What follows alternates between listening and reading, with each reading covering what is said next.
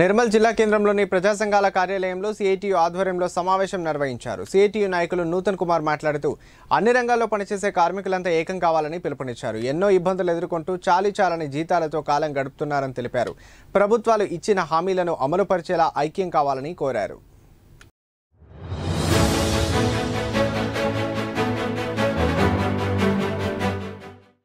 పట్టణాలు మండల కేంద్రాల్లో కూడా మేడేను ఘనంగా నిర్వహించాలని చెప్పి కార్మికులకు, రైతాంగానికి, వ్యవసాయ కార్మికులకు పిలుపునిస్తూ మే 1 నుంచి వారం రోజుల పాటు మేడే వారోత్సవాలు నిర్వహించాలని చెప్పి పిలుపునిస్తున్నాం.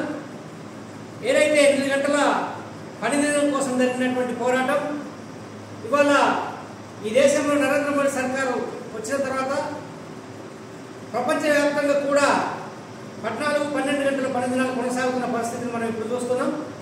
కార్మికుల హక్కులు కాలరాయబడ్డాయి. కార్మికుల ఐక్యతను చాటడం కోసం ఈ మేడేను నిర్వహించాలని, ప్రపంచ కార్మికులారా ఐక్యం కండి, పోరాడితే పోయేదేమీ లేదు, బానిస సంఖ్యలు తప్పనేటటువంటి నినాదంతో ఐక్యమై ముందుకు పోవాలని మేడే ఉత్సవాలను ఘనంగా చేయాలని చెప్పి ప్రజానికానికి